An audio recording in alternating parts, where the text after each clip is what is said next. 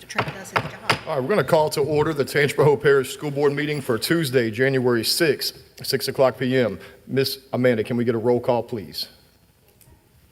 Ms. Abrams? Here. Mr. Anthony? Here. Ms. Dominguez? Present. Mr. Duncan? Here. Mr. Moore? Here. Mr. Piazza? Here. Ms. Richards? Present. Mr. Toller? Here. Mr. Westmoreland? Present.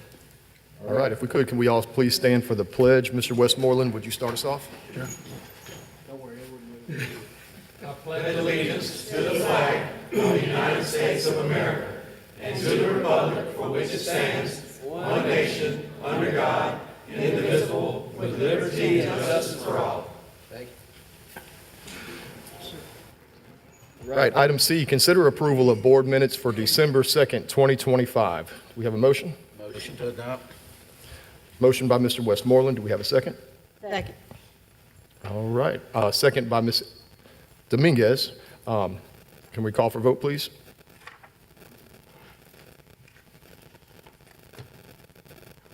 Yes, Miss Amanda. Voting is open.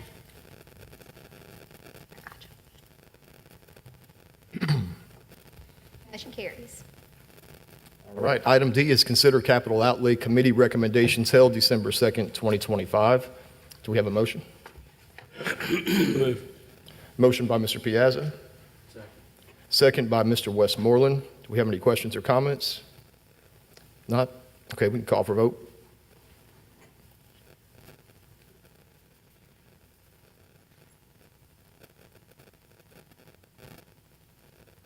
Yes, Miss Amanda. Nothing popped up, Amanda. This is revision of policy.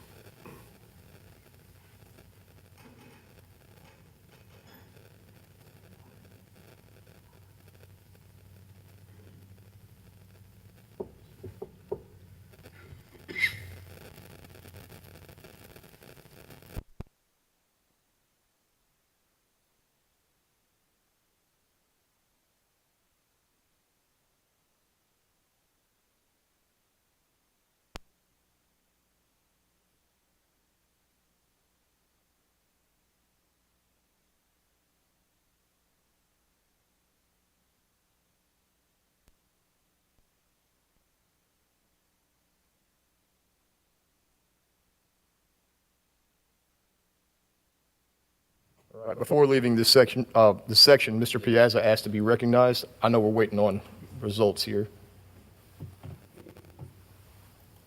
Mr. President, I'd like to make a motion to waive the rules and add an agenda item.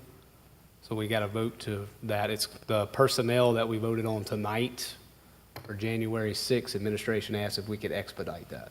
Second? We have a motion to waive the rules from the personnel meeting tonight, and a second by Mr. Toller. The motion is by Mr. Piazza, obviously. Do we have any questions, concerns, comments? Nope. This vote will have to be unanimous. So the first vote is to waive the rules, correct? And then we vote again to approve it? Okay. And call for vote to waive the rules.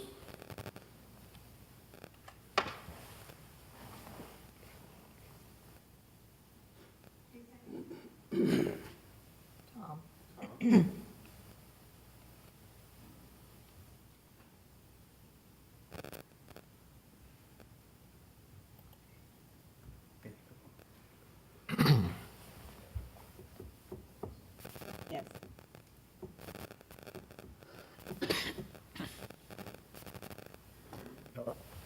Excuse me. You gonna fix that, right? Amanda? Amanda, you gonna fix that to not bend the I don't know rules? why it's under the Pledge of Allegiance. No, it says bend the rules instead of waive the rules. This is like something my teenager would say. Just Y'all, wanna today's bend the not my rules. day. We're gonna waiver the rules. Bend the rules. We're bending the rules. We usually don't even say we're bending the rules, we can do it. That's what a waive is. Yeah. It is not my day, y'all. I apologize. That's a good interpretation, and that makes it a lot more. Very good conversation. Bending the rules today. Swear. With the motion carry, I'd like to make the motion to add onto the agenda as item C, adopt the Personnel Committee of January the 6th minutes. That'd be, would you mind if that's item E? Is that E, okay? I'm sorry, E, yes, I'm sorry, E. So we have a motion to add, to consider approval of the minutes for the personnel meeting held today, January 6th. And do we have a second for that? Second, and this motion is just to add it to the agenda. Okay. Any questions or comments on that? All right, so we will vote to add that to the agenda.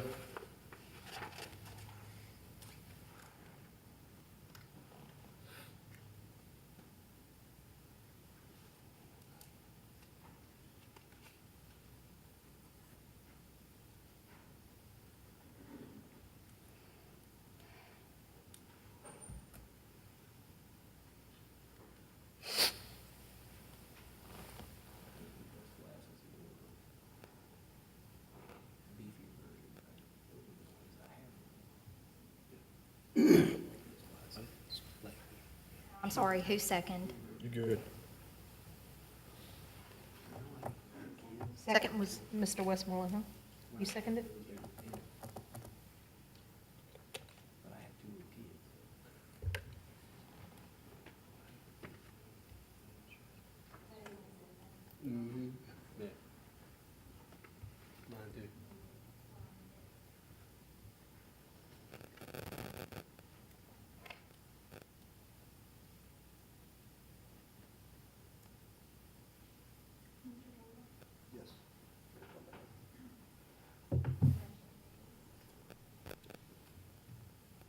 So it's on the agenda now. Okay. And motion carried? All right, now that we have an item E, that will be consider the personnel meeting from January 6, 2026. Do we have a motion to approve that? So moved. Motion by Mr. Piazza. Do we have a second? Second. Any questions, comments, concerns from the board? No? If not, we can call for vote one last time, please. I'm going to make a special request for public input since it was added. Okay. Do we have any public input on the newly added item E? Nope. All right, we'll call for vote.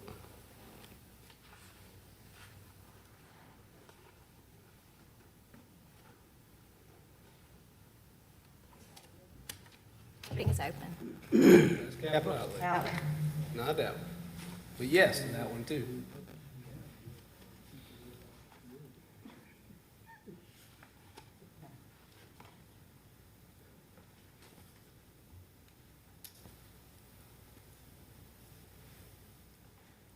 Motion carries. I'm sorry, motion carries, huh? Yeah, yes, and I have no idea why it shows up under capital outlay. It's not letting me add a section Okay. for these. It's okay, we can wing And it. so I'm having to just put it in there. I'll have to edit after. That sounds good. We'll bend the rules. The rules will be bended. We're having some software struggles today in case it's not clear, so sorry about that. All right, we're going to move on to something more fun. Item 2A, presentation of the Jake Bailey Award to the winner, Miss Janet Hammonds. Mr. Piazza.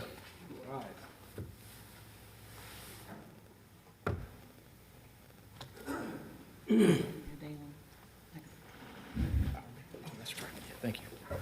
Yes, I'm gonna read this from my phone. I'm sorry, guys. I'm bending the rules and using the phone. Good evening, everyone. Tonight, I have the honor of recognizing a pillar of our educational community. We have often talked about the dedication in this profession, but rarely we see it so clearly as we do in the woman we are honoring tonight. This year marks an incredible milestone in this person's career of 50 years of unwavering service to students, teachers, and family. Her journey began in August of 1975 when she stepped into Albany Middle School to complete her student teaching. And it didn't take long for us Tangipahoa Parish people to take notice and try to get her here.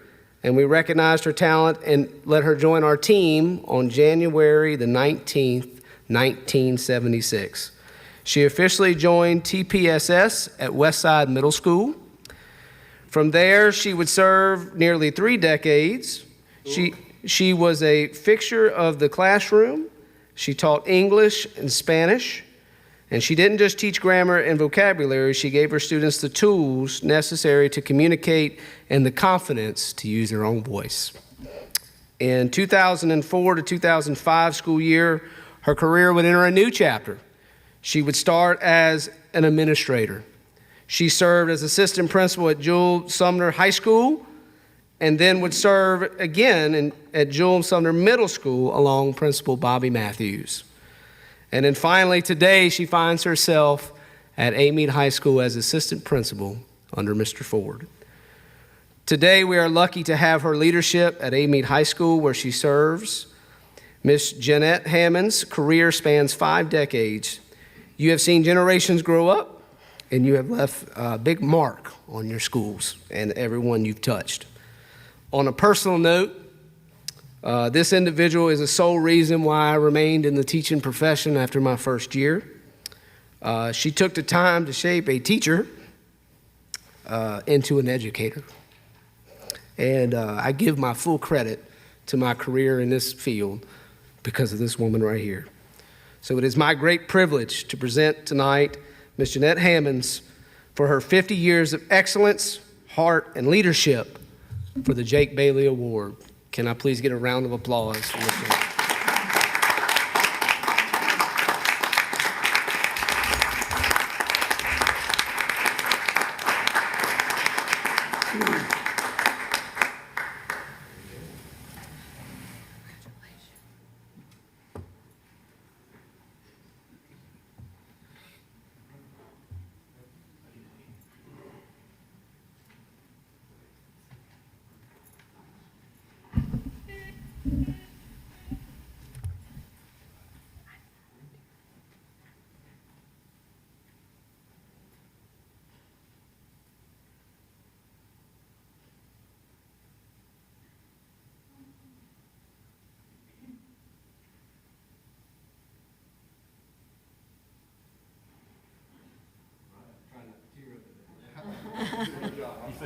I know, I thought it was coming. I was trying not to.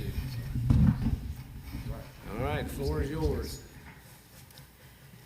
I'd like to thank Mr. Piazza for nominating me for this award. It's a great honor, and I appreciate all the kind words that he said about me. As he said, I've been serving Tangipahoa Parish School System for 50 years. It has been a joy. It's been a pleasure. I've seen many of my students go on to succeed, one sitting right over there too. And I've just been blessed to have many opportunities to serve the students, parents, communities. And I don't know how much longer I'll be doing it, but I'll keep on giving my best until I decide to retire. Thank you.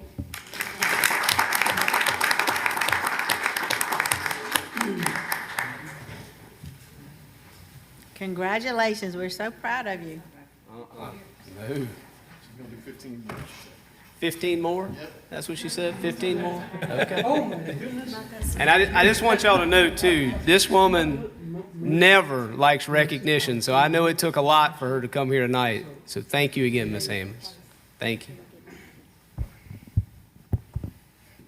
Ms. Hammonds, if you'd like to recognize your guests, too, you're welcome to also. You don't have to if you don't want to, though. Yeah. We can clap for them, too. Yeah, we know you required a lot of support to get to this point, so. It's her husband, her brother, and the secretary at Amite High School. That's right. Okay, thank you.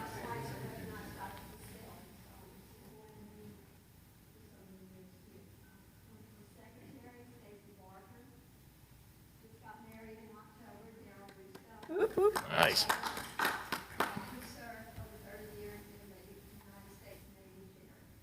All right.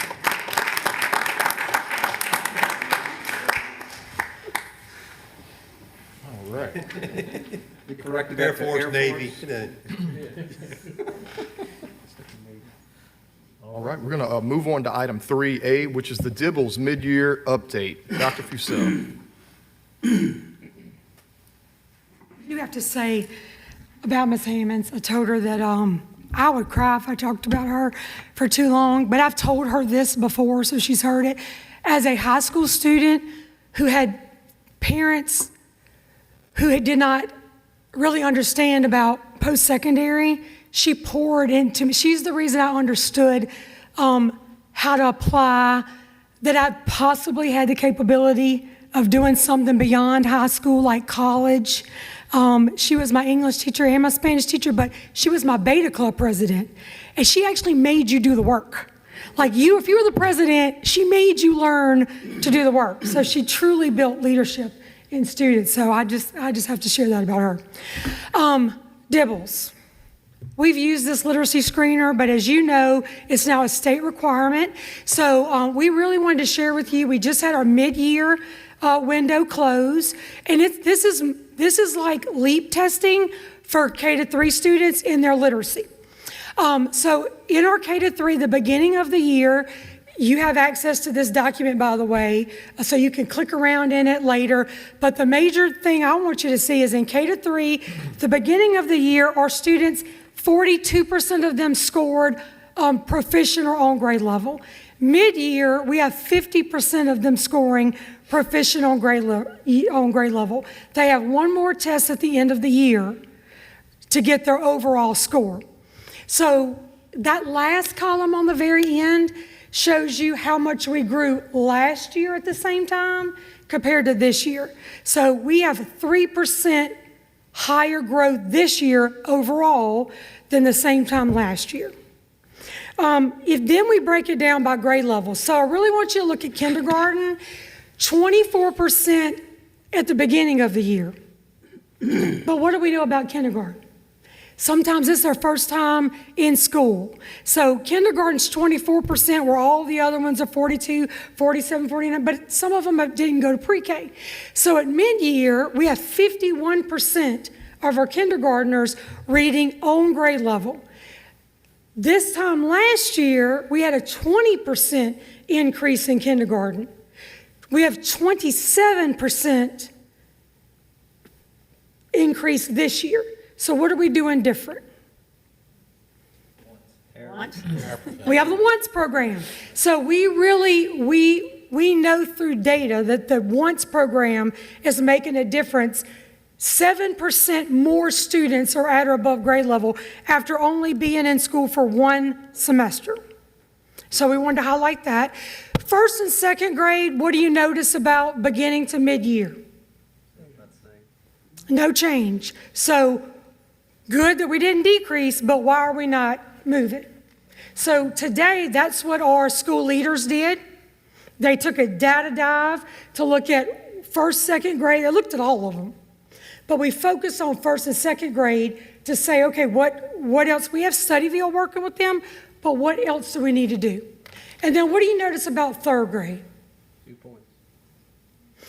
We had 2% last year, 2% this year. But this is the grade level that matters, because what happens at the end of third grade if you're not at grade level or proficient?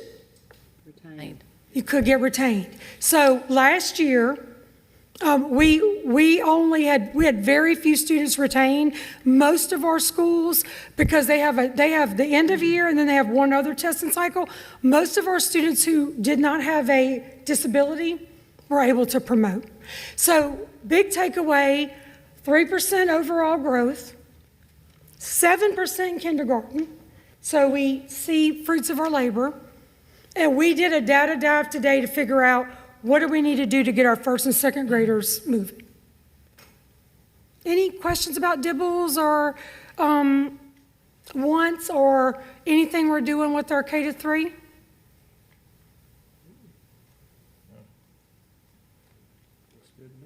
You can dig deeper. This is all of our principals have access to this all the time, but you can go in by grade level. We went in by teacher.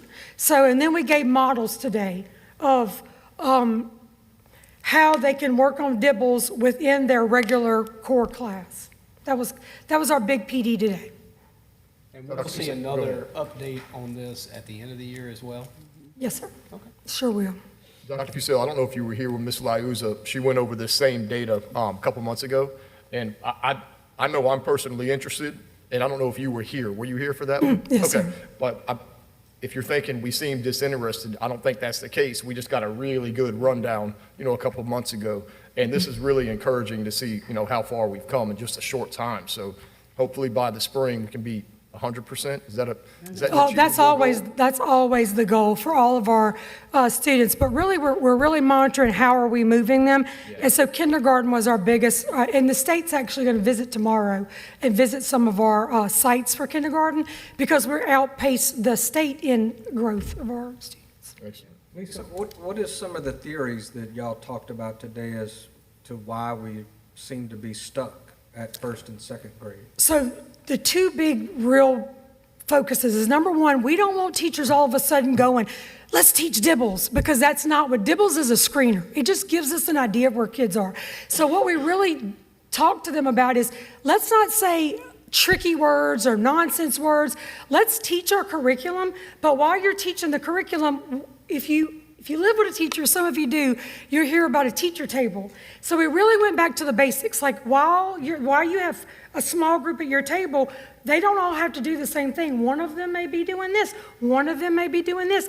And if you're doing this, which is part of our curriculum anyway, you're really working on Dibbles. Because sometimes teachers get so worried about, do they know this for this test, that we focus on that when we just need to teach the curriculum, and it's embedded in there. So that was really our focus. And they got to see videos of what it looked like so that they could go back and model that. So it was our principal and our literacy coaches who were there. So you're saying that maybe in first and second grade, there's not as much of a singular focus on improving Dibbles scores as there is in kindergarten? Right, And yes, that sir. might be, we're still doing a lot of good work, it's just not showing up in Dibbles because it's not as singularly focused, is that? Yes, sir. And the other part of it is Dibbles test doesn't look the same every time. It's variances of different skills. So if you just teach the curriculum, they're going to build those. And you might not see them in that one test, but by the end of the year, they bloom and they're there. So our focus was really about individual student data, meeting their needs, but not stop teaching the curriculum just to focus on Dibbles. Thank you. Thank you, Dr. Dr. Excuse me. All right, we're going to move to item 4A, consider approval for the stipend for the family engagement designees in the amount of $750. Mr. Porter? Good evening. So our family engagement designees, those are our point of contacts in the schools. They are individuals who have been identified by the principals to serve as a liaison between our Office of Innovation and the work that we are doing in the office. They're like the person that we contact on the campus when we need to pull things together. When we pull together our student focus groups, our parent focus groups, those are the persons that we kind of network with on the campus, so we're not always bothering our principals.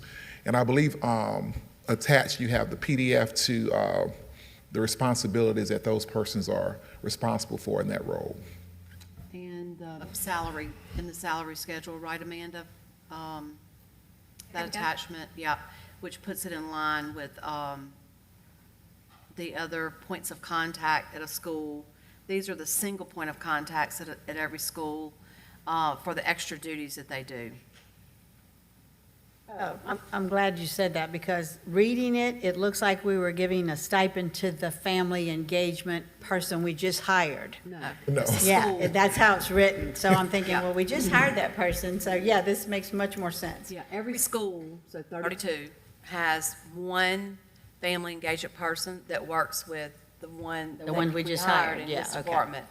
And then, so that's how Can that we get a works. motion on the floor, I guess? Yeah. I have a question, but we don't have We gotta have a a motion Okay, before gotcha. you get Move questions. to adopt the administration's recommendation. All right, motion by Mr. Duncan. Do we have a second? Second. Second by Ms. Richards. All right, go ahead, Mr. Toll. Yeah, my only question is, reading this, there's 37 different, 37 different responsibilities and roles. You know, I understand the thought with this, I really do. And I know that there's somebody at our school that's coordinating with your office. But for the life of me, I'm having a hard time thinking that we're going to give a teacher who already has a full-time job 37 new tasks to do. And it's not about the $750 a month. It's the fact that we're really expecting one of our educators, all of our educators at every level, they're responsible for engaging in families, engaging with the community, engaging, but I understand that you're looking for that one point of contact. But I really would almost like to go back to the drawing board with these roles and responsibilities, because I just can't imagine 37 tasks being given to a teacher and saying, all right, this is your job now to run this for the school. And the other part of that I don't really like is just the acronym. I know it's FED, but, it's like FED's here to help, It's just kind of an oxymoron there. I don't know. Well, reading it, that's why I thought it was the new person. He just was reiterating the job description of who we hired to be the family engagement person. That's why I didn't realize it was for individual. That's just a lot. You read through the task, it is a lot of responsibilities put on one person, a lot. So, my question, Mr. Porter, and like I said, I think what we're looking is needed. Are there individuals on our campuses, like an administrator level, that could absorb some of these tasks? No. Well, like I'm saying, like you have some coordinators they don't have a classroom. They do coordination. They have some that do the lead teaching roles where they don't have a class. They do other things, which their plates are full too, but is there a designee there? Yeah, so when the persons were selected, they were selected by their principals, and it's not necessarily teachers, but it's individuals who have some flexibility in their schedules to be able to, be that point of contact. So it's not just teachers, but it could be a paraprofessional, it could be other individuals as well. Well, that was my understanding. After speaking to the principals about it, they let me know that they had already nominated, and some of the roles have already been started to be fulfilled. So my understanding of, Mr. President, was our motion is just to approve adding this to the stipend salary schedule. The job description is something y'all are still going to be, we're not approving that tonight. Yeah, we can always revisit that and flesh it out a little bit more. But I will say that if we're giving $750 a semester to these other similar roles that are outlined in the salary schedule, if somebody's willing to take on even 25% of what you've outlined, it's worthy of $750 a semester. And it's an important role that we need to celebrate. And I will say this, up until this point, they have done an amazing job. Our feds have been very responsive, and the persons who have been selected are excited in the roles. And for those of you who may have joined some of the clergy tours that we've been on, they have led those tours, they have pulled the students together, and there's a sense of excitement in those roles. So we're excited that, they're excited about it. I particularly like the idea that the families, and I hope we can communicate this to our families, that there is a person on each of our campuses that is available to them to answer questions and advocate for them, that we have a specific person that's there to help them through the maze of dealing with our school system, because we have a ton of families that just get completely lost in that maze. And so to have somebody available at each campus, that part of their responsibility is to advocate for those families and those students, I think is a huge step forward for our school system. Absolutely. Within itself. All right, do we have any other questions, comments? All right. Now, how many of these positions do you know? You said they've already been appointed. How many of them are teachers? Do you know? Just not off the top of my head. I have to kind of look at our list. There are a few who are teachers, but they're not all exclusively teachers. Okay. And administrators. All right. So, Mr. President, as Mr. Duncan said, we're just approving to add the stipend so we can do that, but when are we going to get, are we going to have a say on this job description? I mean, we normally approve job descriptions, or is this It's not a job description that we're advertising for. Yeah, but It's just, I think Mr. Porter's team was trying to come up with what would be some things that we would ask these individuals to do in a school.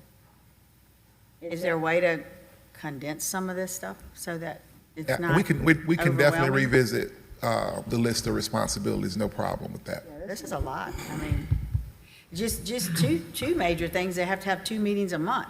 I mean, that's already worth $750. But if you go back to the salary schedule, if, Miss Amanda, if you go back to that page, We need one, two meetings a month. We need one too. And every day, all day. Miss Amanda, if you can go to the salary schedule page, the page that has the stipends listed. So there's other people doing these things, and so, I don't know that all of these things have been fleshed out like a job description. Yeah. Mr. Porter was only just trying to give the board an idea of some of the things that these individuals would be asked to help with at the school, so. On these other jobs that you have listed here, like the Facebook administrator website, yearbook sponsor, all of that, we didn't approve their job description. No, So you what approved she's the saying is salary. we don't have to approve this. Yeah, you approved the stipend back in the summer when y'all approved the stipend schedule, the salary schedule. If I may add real quick, kind of playing devil's advocate to what Tom said, if you looked at what the yearbook sponsor does for $750 a year, it's probably also 37 tasks. So that being said, if the yearbook sponsor, I know oftentimes they'll have one class dedicated to yearbook work, at least that's how it was when I was in school. And so I guess you're saying oftentimes this position is somebody who has enough flex to maybe have an hour a day to spend on something like this, correct? Yes, sir. And that's why we wanted to give the principals an opportunity to identify that person because they know the responsibilities of every individual on their campus. So we wanted them to pick the person. Gotcha. Okay. Any other questions, comments? All right. If not, we can go ahead and call for vote, please. Voting is open.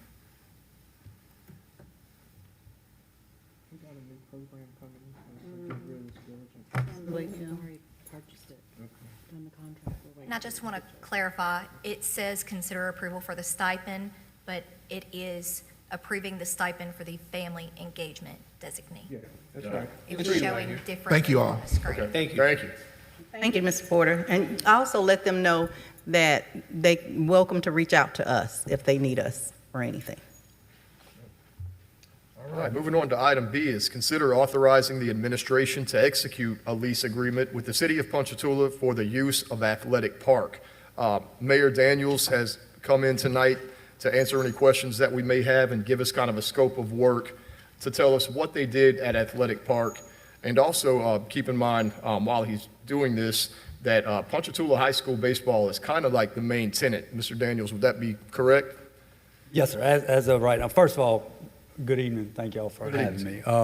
Right now, they would be the main tenant. Yes, sir. In the past, it was exclusive use. That's something that we're looking to change moving forward just because of the amount of capital investment that the citizens will have in the park now since the renovation since Hurricane Ida.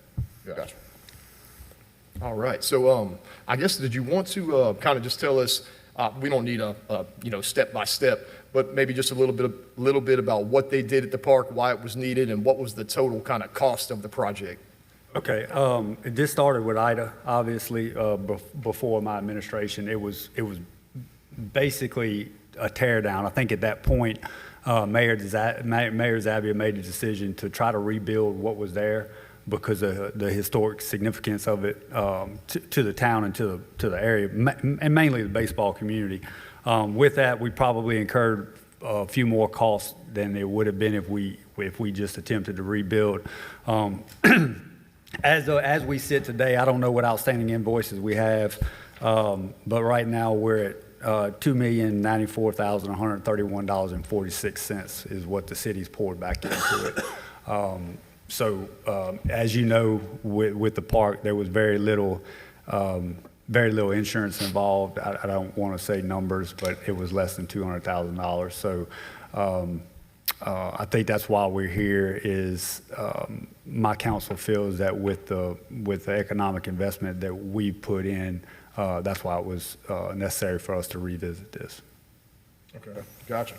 Anybody else have any questions? I know the lease at one point was attached and now it's no longer attached to Diligent.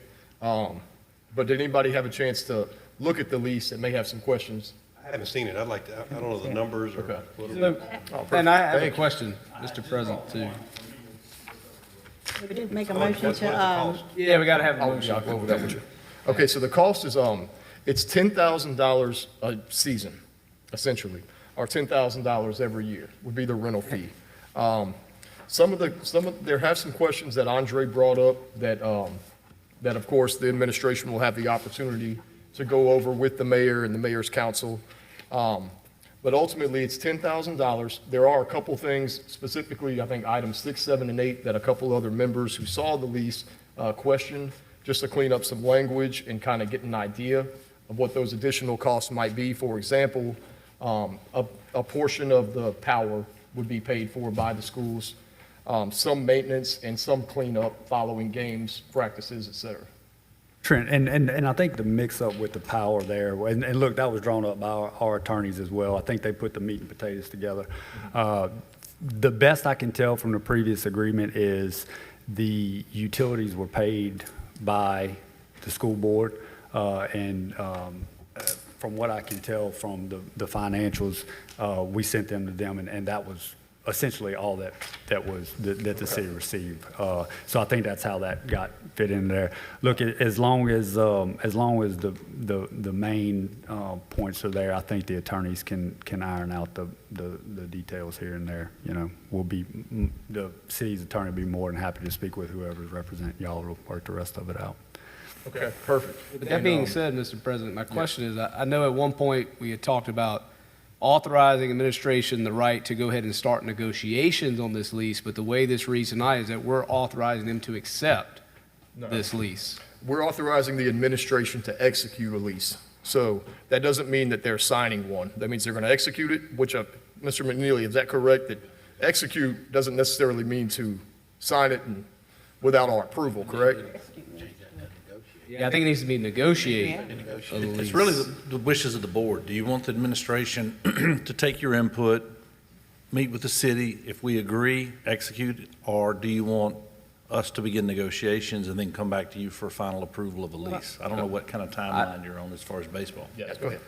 I would like the motion to say, to give y'all authority to negotiate, but I think the members, at least the Ponchatoula members, should have some discussion in this conversation with y'all while you're negotiating, and then let the board decide, do we want to do this or not? Because it's going to affect not just us, but other districts as well. Yeah. And that's my thing. So I'd like to amend it in motion that consider authorizing administration to go into negotiations with the city of Ponchatoula for the use of Athletic Park to then be presented back to the board once negotiations are complete for final approval of lease. I'm good with that. Mr. President, I'm just going to put this out there, too. Once we do this negotiation, y'all know I've brought this up before. Yep. Independence uses Fontana Park. Don't think Fontana Park's not going to come to us and want look, the same thing. We've had the same discussions privately. What we do here is going to dictate what happens across the parish. Yeah, We understand We're that. going to have to give them money as well. And that's why we want to make sure we do our due diligence in these negotiations. And look, I think my council was probably pretty aware of that as well. I think the fee that we put in front of y'all is something that I mean, obviously that's not, if you go into my world, the real estate world, that's not fair market value, you know, but I think it's something that it gives us enough that we can go back to our constituents and say, look, we're being fair and equal partners, and it's something that if y'all have to reciprocate across the board, it's something that I feel like y'all can probably be comfortable with.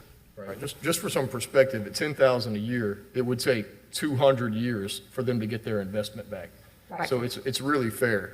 Robin, and that's something that, not to take anything away from Fontana Park, because they have been great to the high school, but it's not apples to apples. You know, I'm sure you've seen Athletic Park. Oh, yeah, I know. So, you know, if they wanted to bring something reasonable, it is something that we need to consider. Obviously, absolutely it is, so. Just one line in here, I was questioning on the maintenance. It says that the school board will reimburse the city for all the actual costs incurred by the city for the maintenance performed during the term. So like y'all will cut the grass, the city will maintain the grass, but we will pay the cost of that.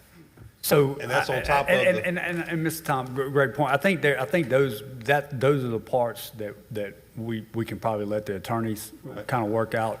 When I was elected, I brought Jacob Stevens into my administration, he was over Punchville Area Recreation District, so he's very adept at taking care of the field the way that it needs to be done. I mean, I think the fact that he was able to pull it together for the few games that they were able to play there last year in a short amount of time, whatever we can do in-house to be good partners, we're going to do. I mean, this number is not my man hours and Jacob's man hours. These are construction costs alone. You know, it's not.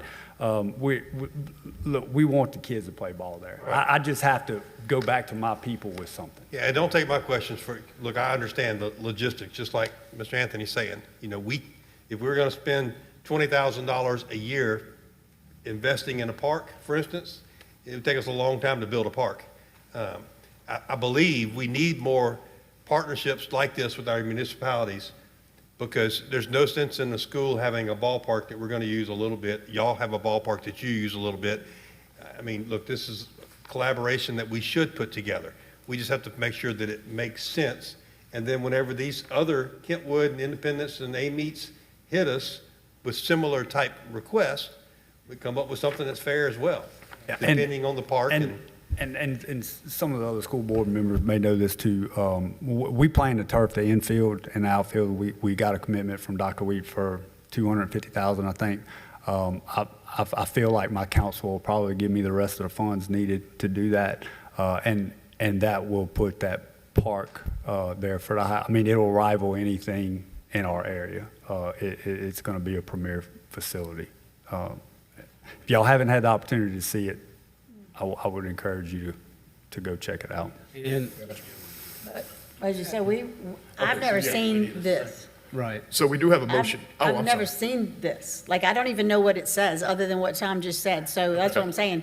I think, it would be, So my motion. So we have a motion to basically, Joy, can we clean this up a little bit to say, consider authorizing the administration to enter negotiations into a lease agreement with the city of Ponchatoula. Is that we your already motion? did that. Yes, but we need to, and we he need to said make bring it sure, back to the board. but we need to make sure that it comes back to the board before they agree.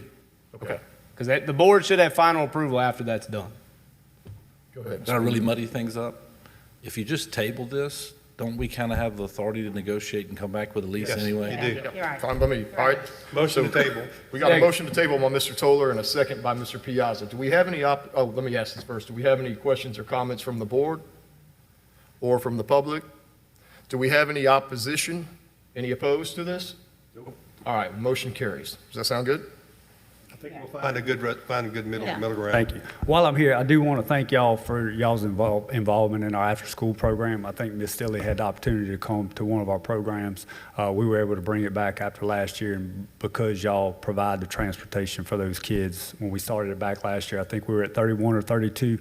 We're over 50 kids. Now, I don't know much about the Dibbles. They talk about a lot. But apparently our We don't either. We don't either. but apparently the administrator for that program is very pleased with the Ms. Stilley probably knows a lot more about what they were talking about than I do, but without y'all's involvement, there's no way that it would happen, and I think it's going to be huge for our children in that future in our community. So I appreciate it. Yes, sir. Thank you, Mr. Thank you, Daniels. ma'am. And look, Thank if you, you Mr. want to know Daniels. what Dibbles is, YouTube it, okay? It's quite interesting. I challenge you to do that. Yeah, all right. We're Thank gonna, y'all for coming. Yes. let's see, moving on to item 5A. This is the superintendent reports and recommendation. Consider approval to refer the following policies as submitted by Forethought to the Policy Committee for review. Ms. Stilley.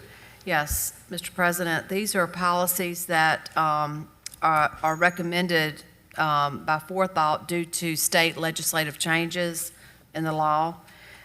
So we wanted to get the board's approval to bring those to the policy committee, and that's BCBB, notification of school board meetings, DFK, sale of surplus equipment and supplies, DJE, purchasing, EBBC, emergency crisis management, FEA, architects, GBC, recruitment, GBN, dismissal of employees, GBRA, employee conduct, and JGCF, Behavioral Health Support for Students, to the Policy Committee.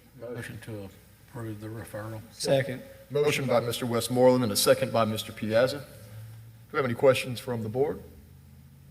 If not, we will call for vote.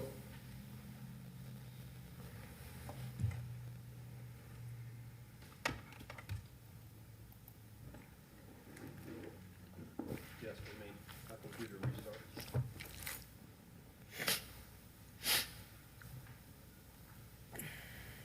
Motion carries. All right. Item B is to update on the timeline for the 2027-2028 school year calendar. Yes, thank you. Just wanted to provide an update for the board on what we've been doing on the, for the 27-28 calendar. If you remember, it was a November 18th meeting. That item was not approved by the board. Mr. Duncan suggested or recommended that we educate the public on the balanced calendar. So we set off with, during the 3 weeks between, that we were in school between Thanksgiving and Christmas, we did a slide deck with information about the balanced calendar, the good, the bad, and the ugly. And we ran that through our advisories. So we have a teacher advisory, which is a teacher from every school. We had a parent advisory, student advisory, principal advisory. We also did all the principals, and bus driver advisory. And then we also, Ms. Dina was able to get together the teachers in the union, representatives from the schools, and we did a Zoom with them one afternoon, went through the deck with them. So we've done that. We had on Facebook Live for Coffee Talk, we had the superintendent from Red River who's implemented a balanced calendar to provide more information for the public. Today on the Coffee Talk, we had 2 employees that are now with us, but was in a Red River last year and prior years, who were part of the implementation of a balanced calendar. They were on there today to provide more information. Ms. Dina Spears has posted things on our website, more information, articles, just to educate anybody who might want to go look at it. That's on there. So the timeline moving forward is within the next couple weeks, we're going to put out another vote on a balanced calendar, our traditional calendar models. We will bring that to the board for the first meeting in February 3rd, I believe is the first meeting in February. So we'll get those results to y'all, and then the board at that time can do their vote on a calendar for the 27-28 school year. So I just wanted to provide a timeline, what we've been doing.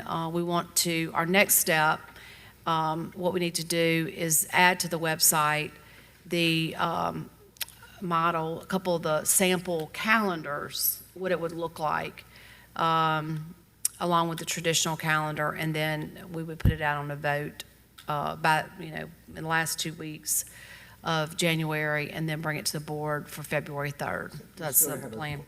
A question about, because, well, one was, we may, but if we have time to bring in our athletic advisory committee that we formed last year, a lot of the concerns that are questions I've had were, how this possible change might impact athletics. So if we were able to bring those folks in and gather their input, I think that would be informative. And then also, I would hope that we're not just putting forward the same thing that we put forward before, that, from all of these conversations, I think that a lot has been learned about, how we can best make use of our, what is it called, the interval time, the intercession time. The intercession time, there's been a lot of good input that I hope the administration has been gathering and can implement into any possible proposal that we might want to put forward to the public. That's for another. great. Can I make a comment as well? When we put out the survey like we did last time, Well, I'm assuming we're only going to have one option for traditional and one option for balance. We're not going to have the two traditional versus the option. I think it needs to be one, whichever one won it last time for option 1 or 2, and then a balance. I think we just need to have two options. Traditional and a balance. Yeah, because if not, we're going to get the same result. Like, we're going to have a split again, and it makes it a lot harder for us to make that decision, where it was clear that 60, before we educated, wanted one of the traditional. When we send it out, have one traditional option, one balance option. And you're right, Mr. Duncan, we have learned some things in this process of advisory, and we do have some changes to the balance calendar that we presented, based on feedback, what we've learned. So, yeah. It's definitely been a productive Yeah. conversation, regardless of how it ends. Can we get some of the feedback? Because I've had some of the parents that have been in some of the meetings call me and say, Tom, let me tell you about the meeting. Yeah. But, I mean, all we're hearing is that we had these different meetings, but what is your take on, what have you heard from the parent advisory? What have you So, heard from the employees? What have you heard? It's mixed, so we have, some that don't want to hear about it, period, like this, and then we have others that are open to hear, they see the positives. Then we have some in the middle that really, it doesn't matter either way, so I think you have all spectrum of it. You have this extreme, and then you have the middle. So I believe we taped those meetings, didn't we, Dina? We taped the Zoom meeting. Uh-huh, yeah. We had the parent advisory. Yeah, but- The studies and the student advisory. And then the Q&A, the FAQ document is up there, which is questions that came in from all the advisories.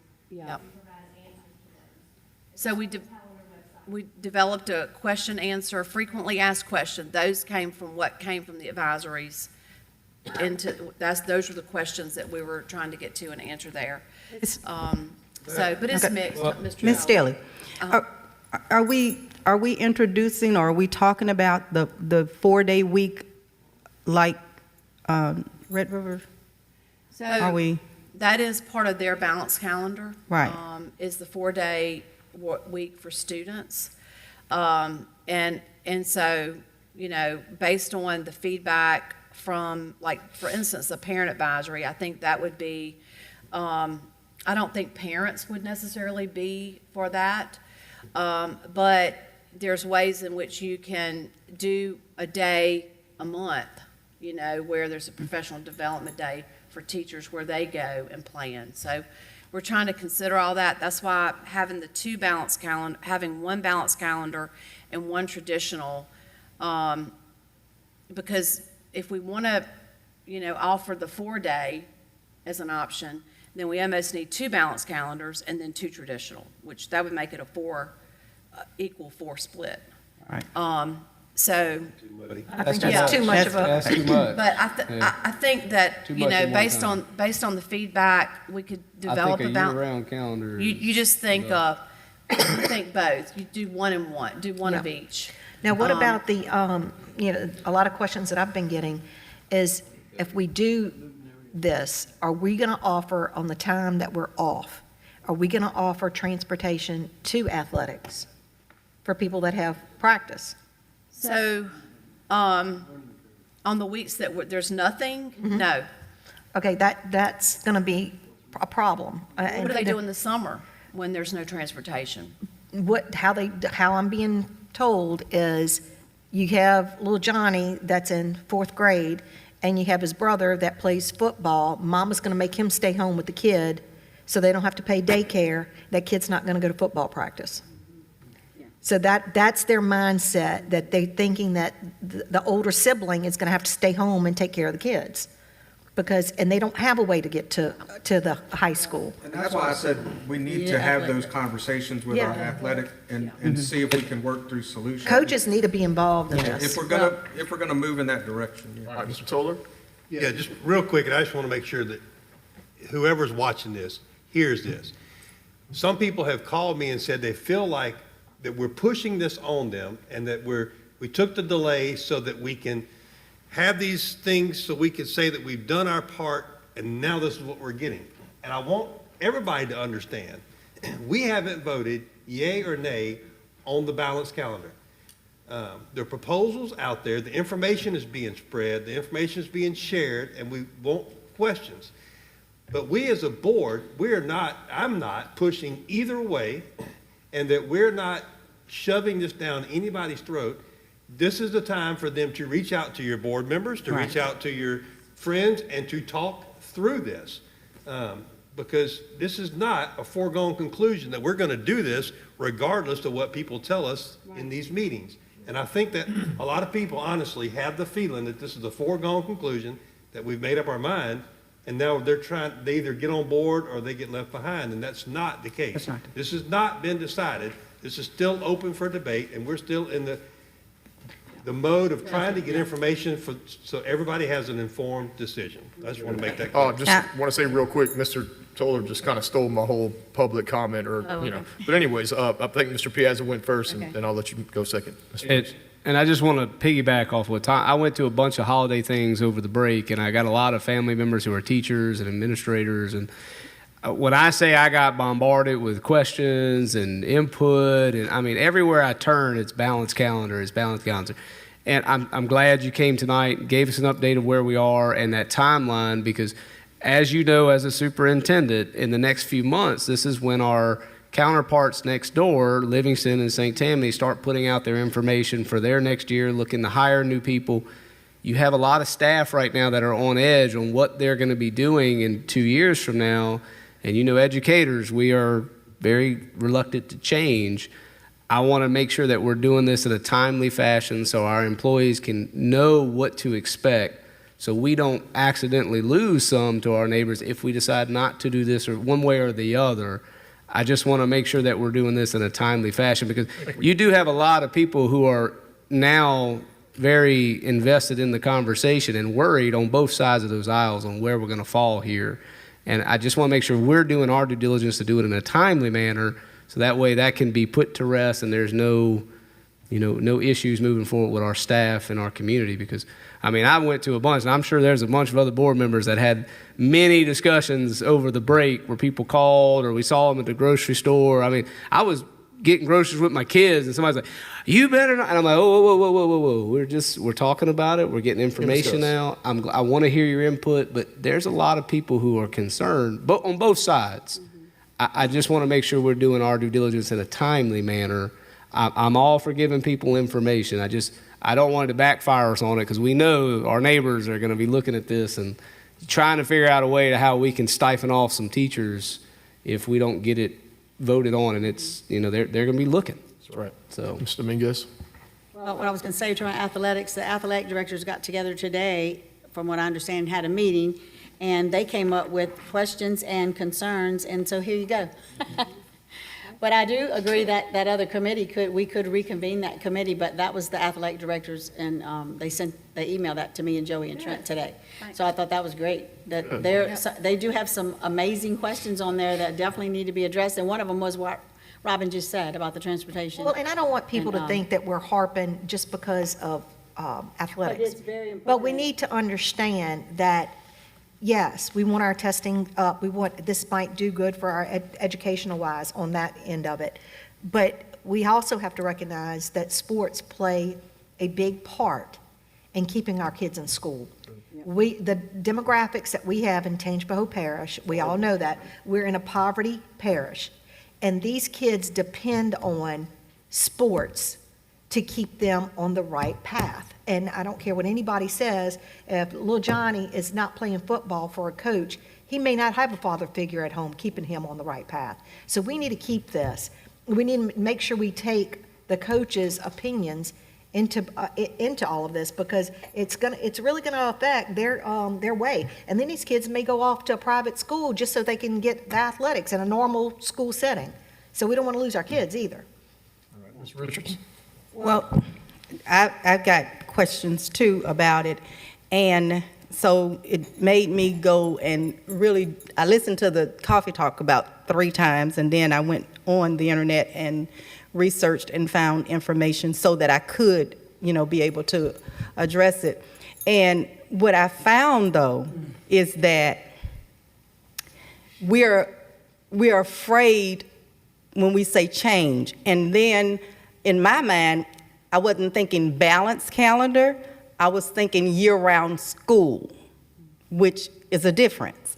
And so once I got that and I started to look into it and the positive of it, and like Tom says, by no means am I one way or the other right now, because we want to be the voice of the people and our people and what's best for it. But I also think, too, that we are in the business of educating children and what is the best interest for them. So that made me look deeper into it and look at some of the positive things. So all I'm saying to people is that before we just say no and we don't want it, please do your homework and the research in it just to see, because if it's better for our children, then it may be better for us. Can I just do one last? Just, Mr. Duncan. Just Final look, word. Yeah, well, I didn't have, I would just want to say, look, I think that this conversation is important.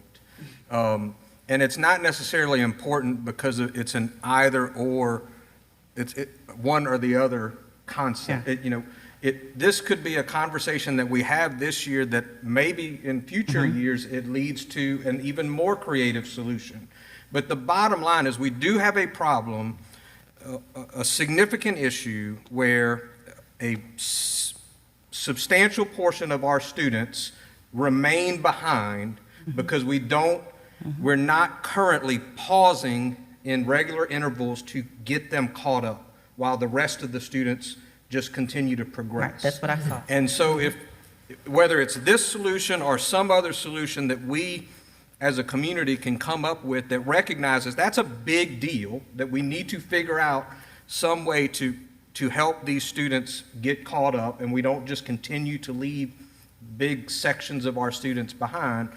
Like I said, whether it's this solution or something else, what I hope happens out of this conversation is that the really, really brilliant people in our community can help us come up with an idea that addresses all of the legitimate concerns about what's currently proposed, but still also helps us to find the solution that we need for those students. I don't know what it will ultimately look like, but what I hope the community will stop doing is just hear balanced calendar, here's year-round school, and then just shut down the conversation, because that doesn't help us.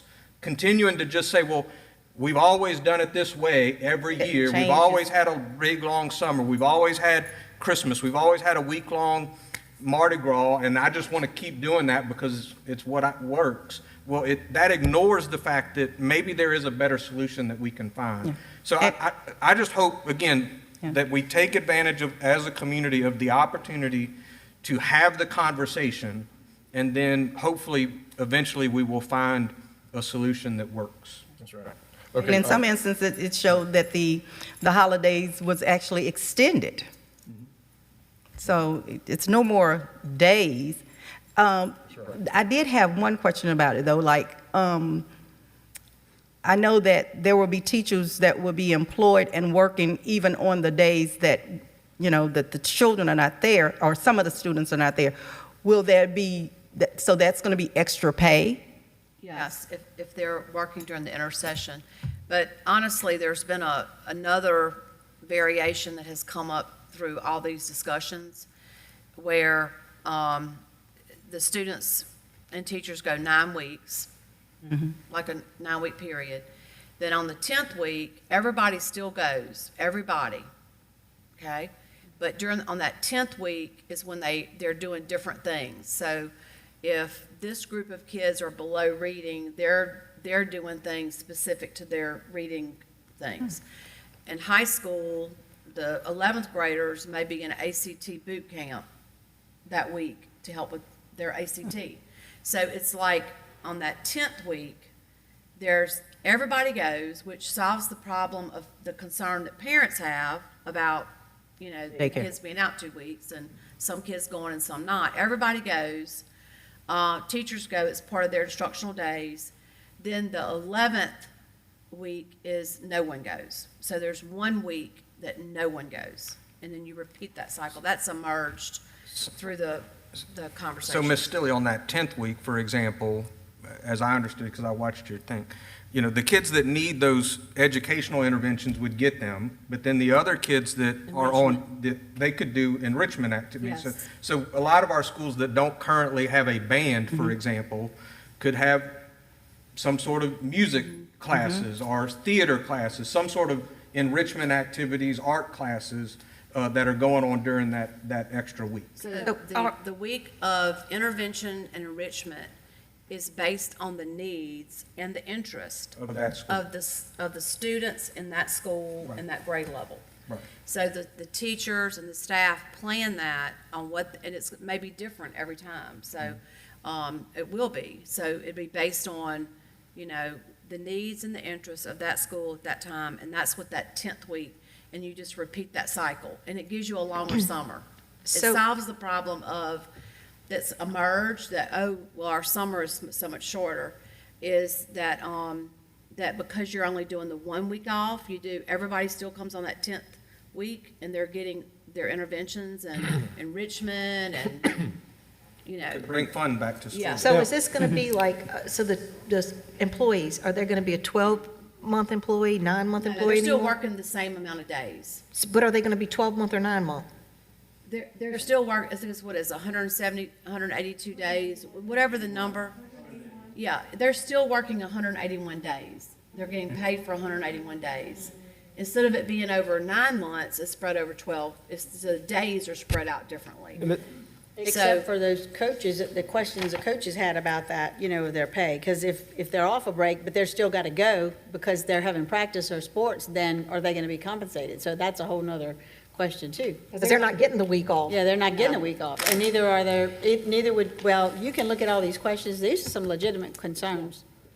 I got That's- one last thing, and it's not, I just wanted to see if administration, I got asked a question, and I wanted to see if y'all, I got asked, was administration's open to the idea of maybe not doing it for all grade levels of a balanced calendar, but maybe starting small and doing it with like elementary, because then you wouldn't have the sport problem, you wouldn't have, and testing that out as well. I'm just saying, I'm bringing to the table what was brought to me. I just want administration to hear that concern from its constituent. And another option is to just do 1 or 2 schools and make them magnet schools, and the parents can choose whether they want to go, whether they want to opt into a school that does a balanced calendar. Because like I said, again, our job is to bring forth what our constituents have, and I've had a few ask me that question, say, well, Mr. Piazza, if we we're going to have some issues with high school because you got kids that need to have another job. They have an issue with getting to their job. You have, you know, a whole bunch of stuff that happens with really the upper ed. I've had them ask, well, you know, I wouldn't be opposed maybe looking at it for lower ed and seeing how it works with them, see if we see growth, and then maybe implement it a little bit. I'm just saying, I'm bringing forth what a constituent asked. Yeah, Brett, I don't know about the whole, if they want to go to a magnet school and work it out at a magnet school. I mean, that's what took a lot of students away from Independence and Amy to begin with, because they were going to Hammond High when it first was just Hammond. I mean, I'm just saying, we've done that before, where we've piloted various programs on a small scale before we scaled them out. Yeah. So it's just an We're not idea. going to decide anything No, tonight. and I was I going am, to suggest too, actually, part of my public comment was, if y'all have an idea for a hybrid calendar that's in between the two, submit it. But I think if we could sit here for literally till tomorrow and talk about these ideas, which I'm perfectly fine by doing, I just know Mr. McNeely said we had to be out by 7, so I got to speed this up. I'm just kidding. But no, really, I think we do need to continue the conversation, keep talking to your constituents. Part of my public comment was going to say, y'all text your board members. If you love it, tell them you love it. If you hate it, tell them you hate it. If you have a different idea, by all means, submit your different idea. And when it's But y'all be time to thinking vote, about that vote. too. Yeah, that's right. And Please just, vote when they send it out. One more idea I have. Educate yourself first. Don't just say, I don't That's want right. change. That's keep an right. open mind. Keep an open mind too, because there's one way, we've been doing the same thing for what we've been open since 1867, or whatever year it was, and you know what, we have room for improvement. So how can we together as a board make improvements? Does it have to be a hybrid, a balanced, the traditional? So that's what we need to be focused on, in my opinion. But that being said, let's go ahead and move on to item C, Ms. Stewie. Yes, item C, Mr. President, we wanted to recognize school board members that voluntarily earned 20 or more Louisiana School Board Association approved trainings in 2025. And, did I say something wrong? Or y'all? No, I'm laughing at her. I know she's doing it. Anyway, I thought I was. They're going to separate y'all like they did me and Miss Rose. The LSBA has in place in their organization a voluntary program whereby a school board member, is recognized for attaining a certain number of continuing learning units during a calendar year. And this program is strictly voluntary. It's not required.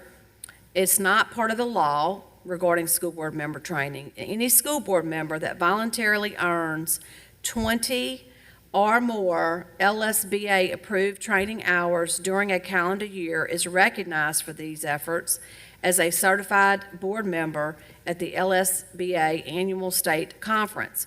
And they sent us 3 certificates. We have 3 board members that have met this criteria of 20 training hours that are LSBA approved, and that's Miss Rose Dominguez. So I wanted to give her certificate.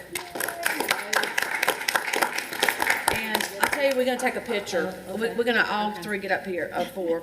And we have Mr. Jerry Moore. And we have Miss Janice Richards. I knew she was on the Let's get a picture of You were last if time. y'all don't mind. Is that okay? Yeah, who do you want, everybody or just the Well, the players? ones with the certificates. Okay. Just the You can't get the picture overachievers. because Yeah, Trim. Let me get the overachievers. I was gonna motion to table this since I wasn't on the list. Usually I do get it, but I missed one this year. I'm sorry. I I missed don't know it. how I didn't. I feel like I don't know how many I missed it by, but that could be. Well, of course we attended. What do you-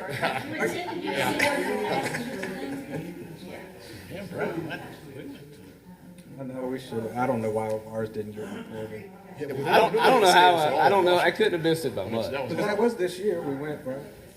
yeah. Well, I got my COE. Look at her. That's right. What is it, by law, you have to have 10? We have to have 10? I know we all met that requirement. But we went and got Bar Association. Look at me real hours, quick. too. That's the problem is Thank whether you. or not LSBA says it's their class. Yeah. That's what they want. They sell their classes. Rose went out. Rose had to get that 20 on the last one. Before we go to executive session. Because the ones we went to. With that, you get a stipend. What I got last year. We went to NSBA stuff. Yeah, that's true. Well, these will probably be brief. Y'all, if y'all don't have an objection, I'm going to go to item 7, board acknowledgements for board member comments. Does anybody have an objection to that, to moving this agenda item? Okay, Mr. Piazza, would you like to start it off? Oh, man, okay. Thank you. Guys, I mean, we heard some good things about our scores. We got some good discussion going on as a board about changes in the district for meeting needs of children, which is what we're here for. I mean, that's what we're all here for. So far, I think we all can say that 2026 has started off good with good discussions. Look forward to see what we do in the upcoming school year. Right. Thank you. Mr. Moore. And so I think there's been enough chit-chat about board business, so I'm just going to get right straight to the thing that concerns me most, and that is to just make our teachers and our administration and our board members cognizant of the fact that the reason that we're here, right, to keep that in mind, that the reason that we're here is for the benefit of educating our children, and just keep the children first in your hearts and your mind and your thoughts at all times. Good point. Thank you. Mr. Dominguez? Okay, first I'd just like to say Happy New Year to everybody. And as we start 26, this is going to be my last year on this board. So it's going to be a good year. And my word for the year is completion. So you ask us for a word of the year because I would like to see completion of our desegregation, completion of Champ Cooper's additions, completion of Ponchatoula's additions. There's a list of completions. So that's going to be my word. And Trent, you did an excellent job tonight. We really appreciate it. Thank you. Nervous. You did a good job. Thank you. Looking forward to the rest of the year. Thank you. Thank you. All right, Mr. Duncan. You good? All right. Ms. Richards, you ready or? Oh, yeah. Okay. I just want to say Happy New Year to everyone, and I just want to thank all of the teachers and administrators because I was looking on Facebook, and all of them seem excited, and I just got to give a shout out to Independence. I love that little dance that they were doing. They just seemed like that they're energetic, and we're praying in my year. We're praying this year for an excellent year in education. Thank you. Thank you. Well, I can say the same thing Ms. Rose did. As you all know, I'm not running again. So anybody out there that's wanting to run in District C, now's your time to get your name out there. But my word is finish. Finish strong, finish what I started, and have a good finish to my last year. So that's my word for the year, finish what I started. All right, Mr. Toller? Congratulations again to Ms. Jan Hammonds, one of my former teachers, and I echo what everyone had already said earlier. She was a great teacher, still a great teacher, and still doing great things for our schools. Also want to mention Ms. Carol Jean Gill. She passed away this week. Some condolences to her family, a longtime educator in our school system. Her husband, Mr. Fernie Ray, longtime member of our community and a veteran, and just you name it. Can't say enough about the Gill family, but Ms. Carol will be missed. So condolences to her family. That's all. Mr. Westmore? Yes, Happy New Year to everyone. Students coming back tomorrow, welcome back. Before we know it, we'll be graduating in May. Just time just flies. Yeah, good luck to everyone. All right, Ms. Tilly? I have an acknowledgement for the board. I want to commend y'all on the good work that y'all have done in terms of the salary schedule in the summer, where you approved the performance pay for employees. We had, I think it was today, in their bank accounts, we had 1,473 educators that received a stipend for effectiveness for kids. That means they were highly effective or approaching effective, anywhere from $2,000 to $125, depending on how effective they were with kids. He said he doubts Stacy tells him. I guarantee you, my wife, Stacy, I see it, I know it. Yeah. I guarantee you, she won't say anything. Be in trouble. But, you know, that means a lot because, you know, it's a long kind of time between the time they get paid in December before the holidays until the January pay. And so this has brightened a lot of their week up this week. And then also, so it amounted to basically $1.6 million in Money performance. well spent. In Money performance. well spent. That means, Mr. Moore, the focus on the kids, they're growing the kids. Yes. And so they should be commended. But I want to acknowledge the board for doing it because, you know, we upped it. You guys. Yep. We recommended, Joey but y'all said did it's it. money well You guys spent. did it. I meant to So, comment. we upped the commend you. ante, you know, we gave more. I think we were looking at that originally, it was like something like $500 if you're highly effective. I'm like, $500 We're giving for highly $750 effective. for- That's hard to get highly effective. You're getting $750. So for- anyway, you should be commended. Also, we had 19 principals. Something new this year was that if principals grew their SPS like 2 points, they received a 2% increase, one-time little bonus check based on 2% of their salary. If they increased it 5 points, they had 5%. If they increased it 10 points, they got a 10%. So we had 19 principals receive a total of, I mean, not, this wasn't their, if you add all of them together, they were 96,000. So on their effectiveness stipends that were directly tied to improving their school performance score at their school. So anyway, you guys did that. So we want to thank you for supporting excellence. That's all my acknowledgement for right now. Very good, thank you. Yeah. I'm not going to add too much. I just do want to thank everybody for allowing me to serve in this position. And please, by all means, if I'm doing something wrong, hit me, call me, text me, or whatever the case happens to be. Rose will do it for you. don't I know worry. she will. She hit me a lot. But I'm glad trying to she's keep my over there. phone where I can see it, and just in case I've done something wrong. But I just wanted to thank y'all again for letting me serve this way. Robin, you still have 6 months to change your mind. That's right. Never say never. Yeah, that's right. But that's all I have. So with that being said, we're going to go back to the agenda here. We'll go to litigation. Item A is to move into, a motion to move into executive session. Do we have So a move. motion? Was that Mr. Toller? So move. All right. There you go.